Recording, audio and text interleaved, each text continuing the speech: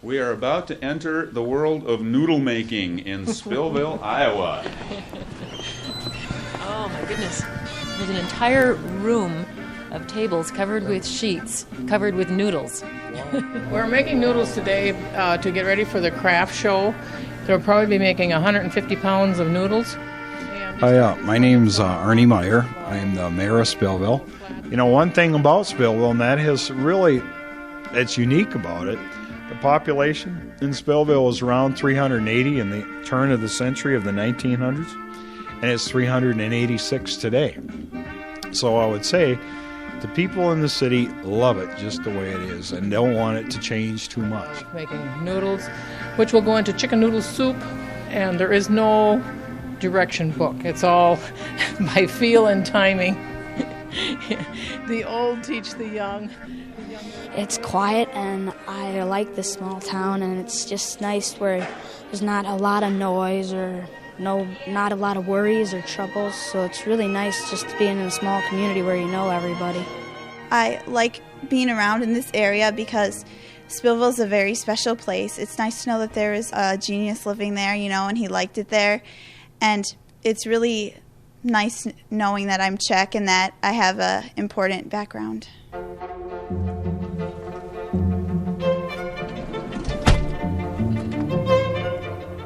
So here I go down highway number 52 on my way to Spillville, Iowa. They would have come on the road. Right here was the road. I think he truly enjoyed himself. He spoke of if they were ever going to live anyplace else, this would be a place he would come back to, come home to. The terrain that we're going through is very much like his Bohemia looked. Spillville, speed limit 25 miles an hour. And we're about to cross the Turkey River. My favorite story is about him going to the river and listening to the sounds and making songs of the things that he had heard. You know, in the St. Wenceslaus Church, you know, the organ that's in church up there is the organ that he played. It's like he still lives here, it is. And here we are at the tailor-made bed and breakfast. Right across the street, I see the Beely Clocks Museum, and upstairs, the Dvorak home. Hi, I'm Claire Bell, and this is the tailor-made. Glad you could come. Thank you. Thank you very much. Yeah, so come on. Oh, my goodness. The house just smells so beautiful of yeast. Oh, I'm going to be making the kolaches. It's a Czech pastry that people like. It's filled with poppy seed, prune, cherry, and apricot fillings. And then this bed and breakfast house is over 100 years old also, so I imagine Dvorak had kolaches here too.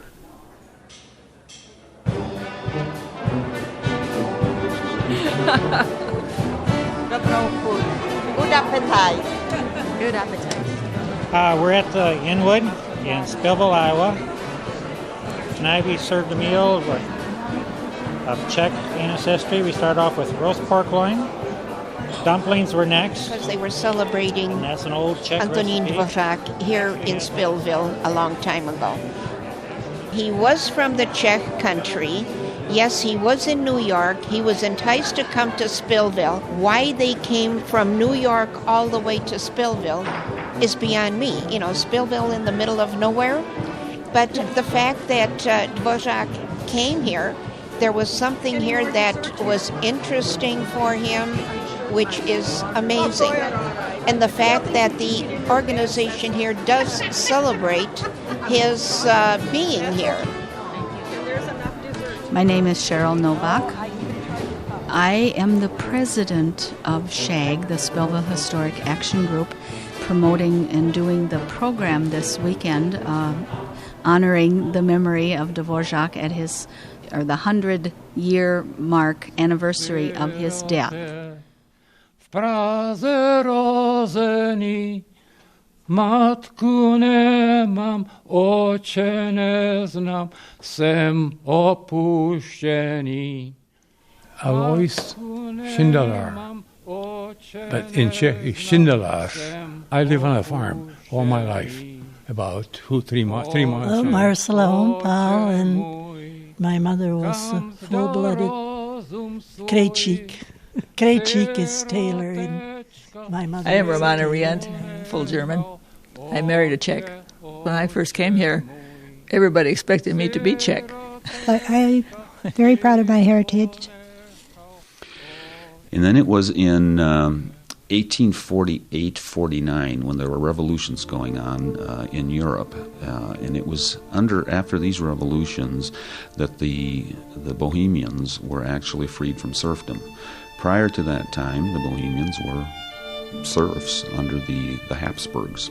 And so it was a result of those revolutions that allowed these folks to leave their land and actually move on and find a better life. And that's what really brought the Czech families here, was the search for religious and political freedom and a better life. The first wave, I guess, came in 1854.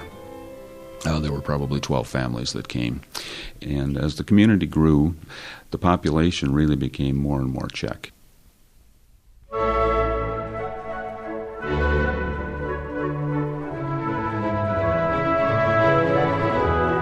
Yeah, we have had a lot of people say, how did Spillville ever get its name?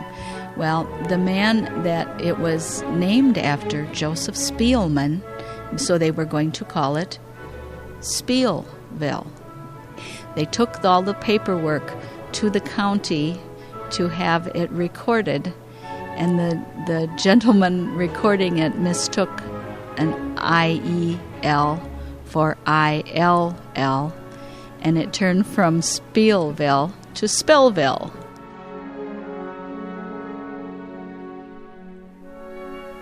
Okay, let's talk about Dvořák and how he came to Spillville. Dvořák had been contacted to take over the directorship of the New York Conservatory, which he agreed to do. And in 1892, he encountered a gentleman by the name of Joseph Kováčik in Prague. Kováčik was there studying music. Kováčik was a native son of Spillville. He was the firstborn of J.J. or John Kováčik, who was the teacher in Spillville. Dvořák encountered him reading an American newspaper and inquired as to whether or not he was an American. Kováčik indicated yes, and ultimately Kováčik became the traveling companion, confidant, American secretary, if you will, to Dvořák.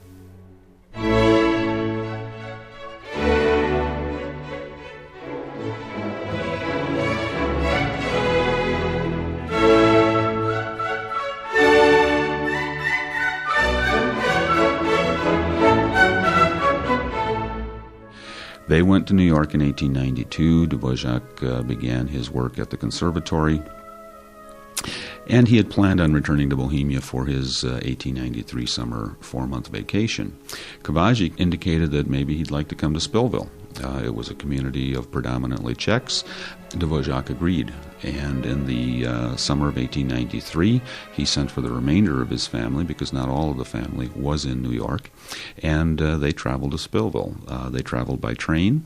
The train depot was in Kelmer, about 5 miles from here, and once the train was there, they were met.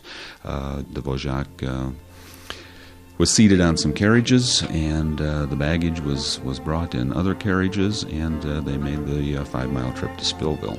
He was so excited about coming here that when he first got here on the first day, he had memorized the city map where people lived, and he was calling people by name.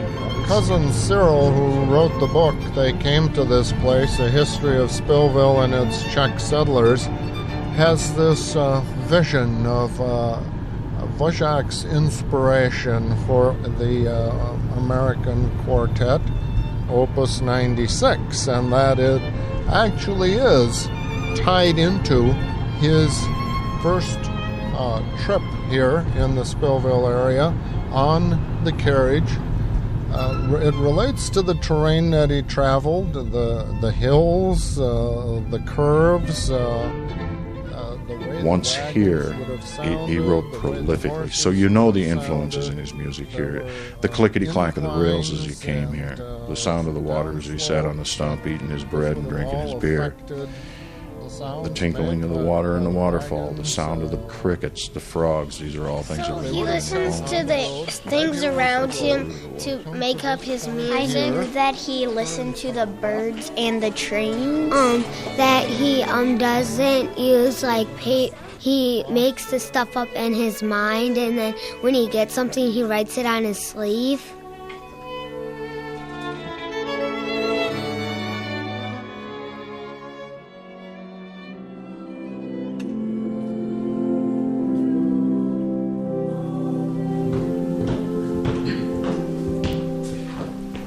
St. Wenceslaus is a facility also where Dvořák would have spent a great deal of time. It is home to the 1876 Pfeifer organ, installed in the church in 1876. The organ was a traditional pump organ, and if you step around to the side here, you can see the big handle on the side there. It has a very, very small keyboard. The keyboard he did enjoy going up to the church and playing the organ for the daily Mass.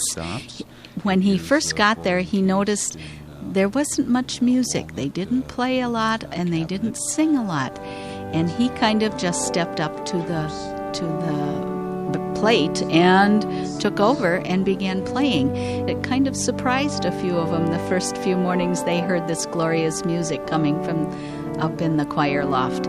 And that to him was pleasure. It sounds like this organ to music professionals is like the Holy Grail to people that are in love with Dvořák, his music.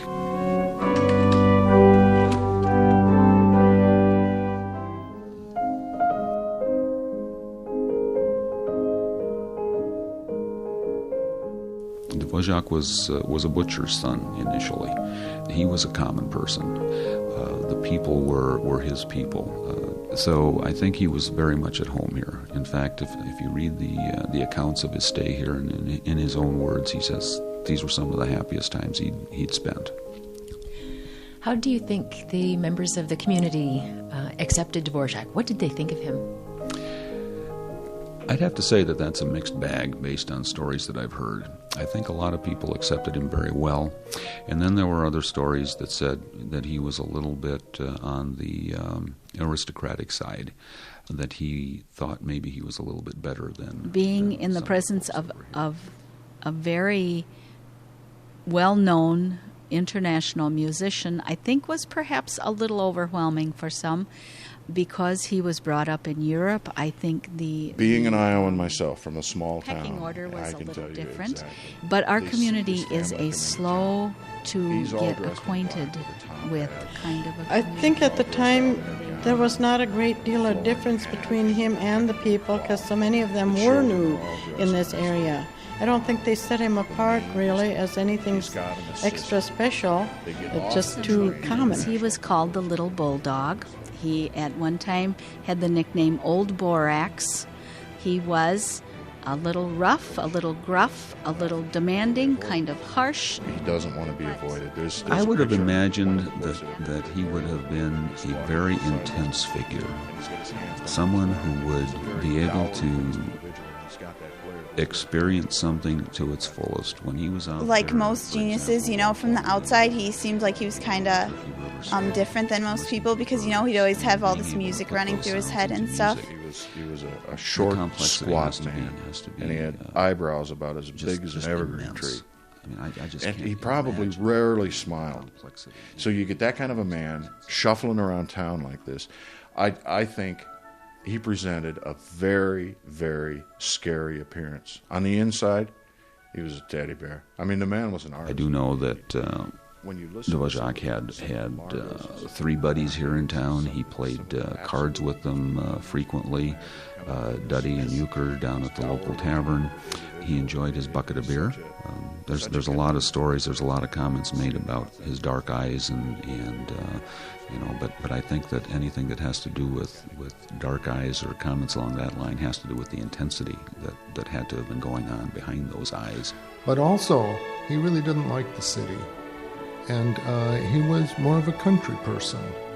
And additionally, he had a strong family association, and he was very religious, which is why some of his compositions are really have a very much of a religious theme to them, and is very well noted for those. So I think there's some other sides to his personality. He really liked it here. It's on record.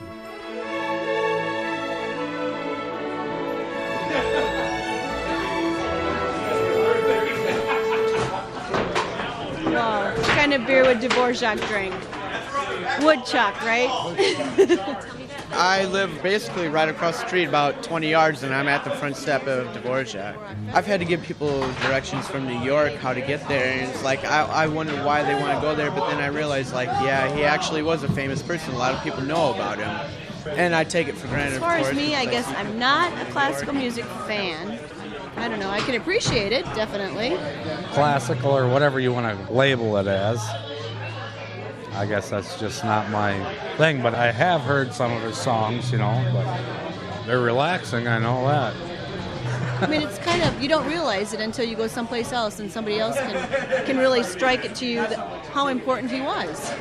When we were over there in Prague, this gentleman sitting by us heard our American English and asked where we were from, and when I said we're from Spillville, Iowa, he said, "Oh, I know it." He was just so excited, and we never get that response. People say, "Iowa? You mean Ohio?"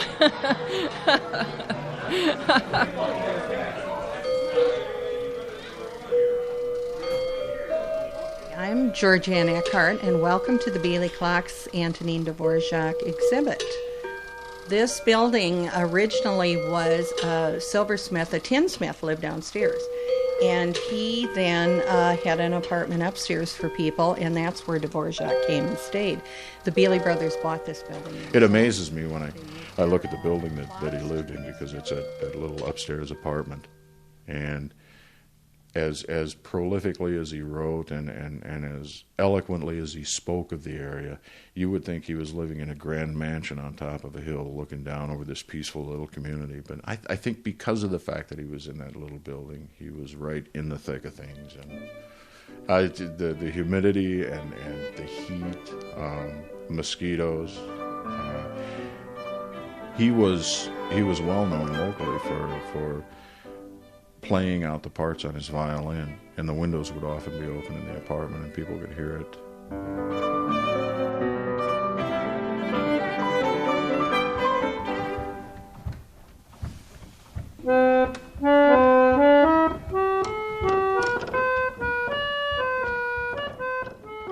Also, in this room we do have 4 separate harmoniums or pump organs of the type that were normally used in homes. In the 1893, this instrument belonged to Ottmar and Barbara Kapler, who lived in Spillville. And it's indicated that in an interview in 1960, Frank Kapler said that this old organ we got here, he, Dvořák that is, played that many a times. A little bit of broken English there, but that's a quote. I have one organ that belonged to the Kovacic family that they took over to the apartment that they had for him to use. Now, if you looked at the upstairs, I'm Helen Kovacic Melch, and while at school, the old Catholic school building, there was an old grand piano in there, and that Dvořák used to play. And we as children would pound that piano in the morning before classes started. And the older janitor that was here got tired of listening to a pounding. And as I understand, he broke up the piano.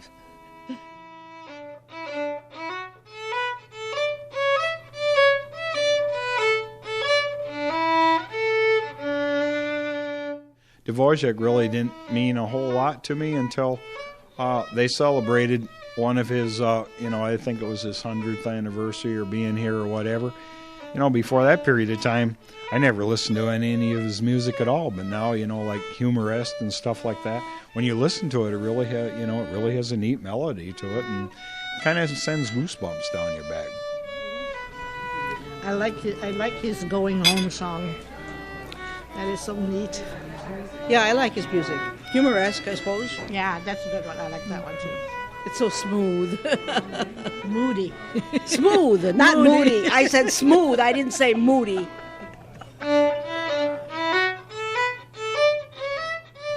Well, I think it's a fun piece because at first, it's light and it's fun, and then it's like smooth and it's beautiful, and then it's like deep and dark and mysterious, and then it goes back to the beginning again.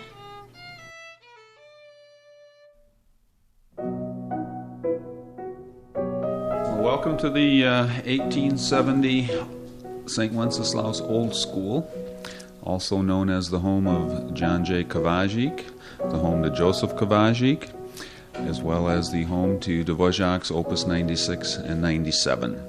Opus 96 is known as Americana. Dvořák actually called that the Spillville Quartet. On Dvořák's first morning, Mrs. Kováčik was up at about 5 o'clock, and she looked outside of the school building here, probably right outside either this front door that we're standing here or outside this window, and she saw Dvořák walking out there.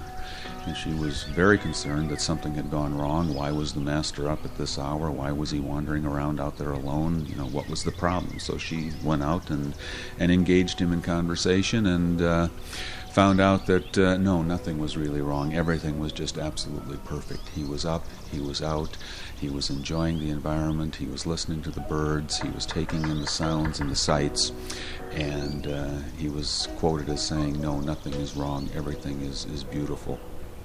So his first day here was, his first morning here was documented as being one of being very, very happy.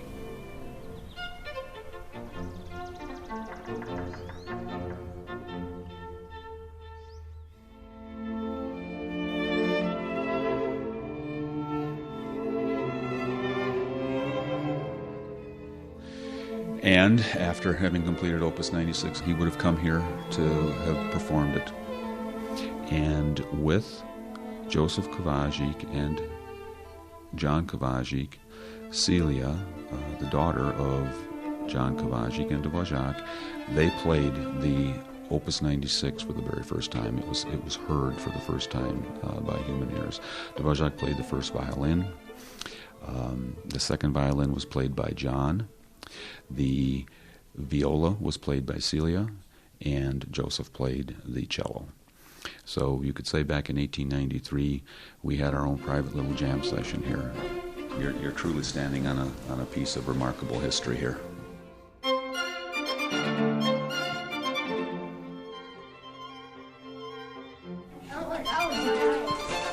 I think it was good. I heard Happiness. And where did you get those tapes? I was thinking of birds because it kind of sounded like a songbird singing. Kind of like make me feel like the Three Little Pigs because we're having a play about the Three Little Pigs. And I thought of his death in that song because of how good he played the instruments. Like when it was kind of tricky when it went high and then low and then high again. That was the tricky part. It sounds like one bird starts off with a different voice and then another one starts out a new voice. Since I thought it sounded like birds, I can't get it out of my head.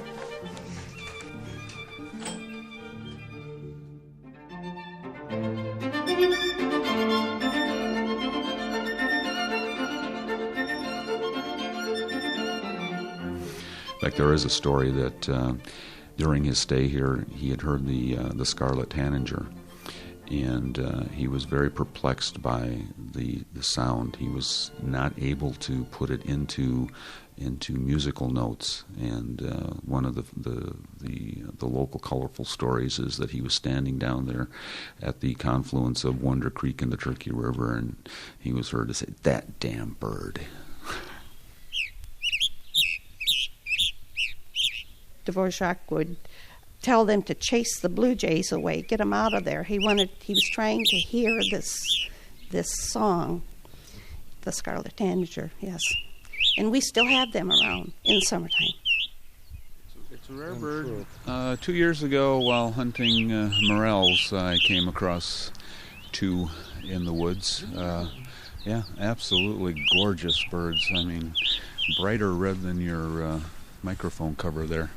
Absolutely gorgeous birds.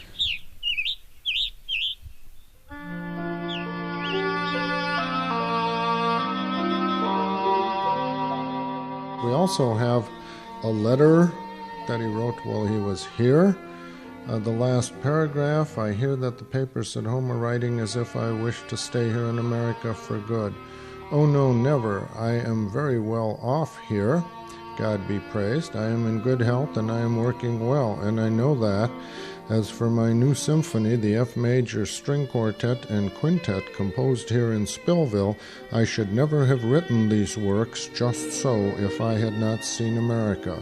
He was a very nationalistic composer. I mean, just like Brahms, they were all very nationalistic because that's where they drew their influences, was from the folk music and the cultural music of where they were.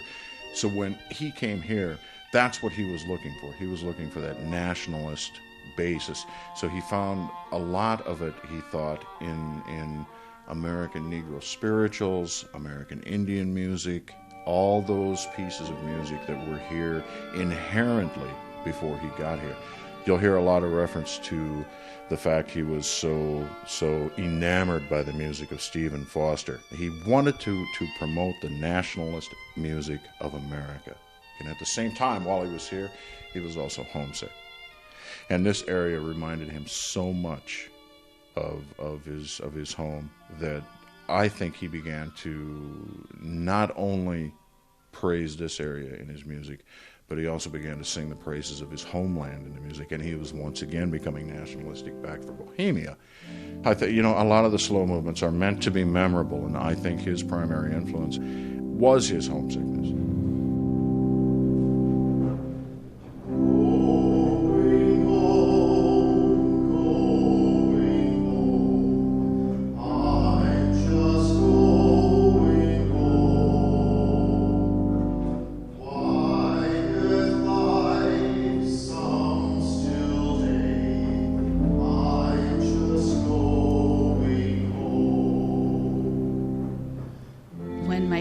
Passed away, Largo, going home, was how we said goodbye to them.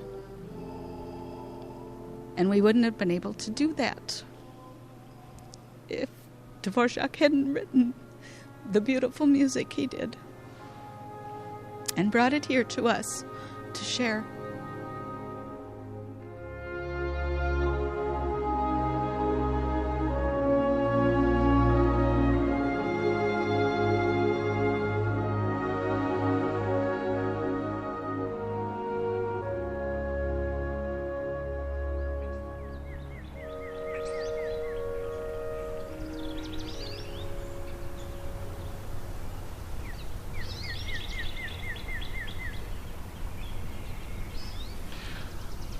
His routine was rather consistent. He would rise early in the morning. He was a very structured man, got up very early, and would enjoy the sounds of the community. He heard birds here he had never heard in Czechoslovakia along the river. He would usually get up around 4, and then he'd go and he'd watch the sunrise, and then he would hang out by the river, and then he'd go to church at like 7, and then spending time playing cards, pub, composing, and get their little bucket of beer. Everything came out in a bucket, a warm bucket at the time, and that was their quiet time. I actually did that myself, and I said, well, I wonder what it would be like.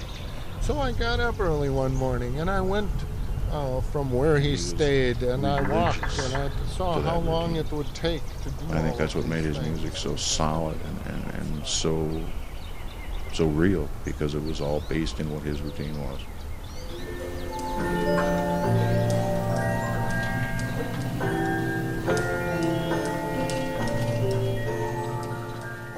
I love it over here among the Czechs. My husbands were both Czech. full-blooded Czechs. They were very ambitious people, I felt. I don't know. The ones that I married were ambitious. I think I grew up with a fairly good work ethic too, although I can't keep up with the Czechs. They are a frugal community. They are watchful of each other's. They are caregivers of the earth. All of the things that I feel are very important in life. And I think everybody's trying to promote the traditions and the customs of the Czech heritage. It's our claim to fame. I'm Bohemian. It's awesome because it's the music and Dvorak and just my whole family, we're into those musics and stuff, and my whole family plays an instrument, so we play and we all sing, and it's just nice being able to say that I'm Bohemian.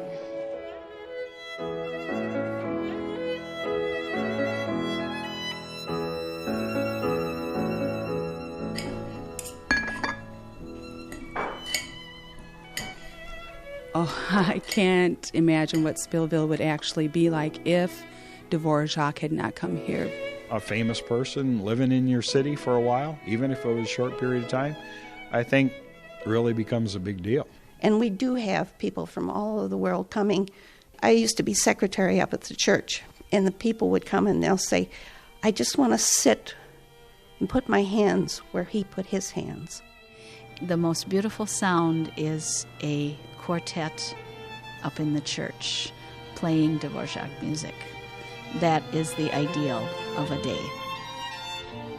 One of the most awe-inspiring moments of my entire life was coming back here for a visit while I was still living in California, and I stopped on the hill outside of town, and I pulled a pickup over the side of the road, and I put the New World Symphony in the CD player, and I sat there and I listened to the whole thing while I looked out over Spillville.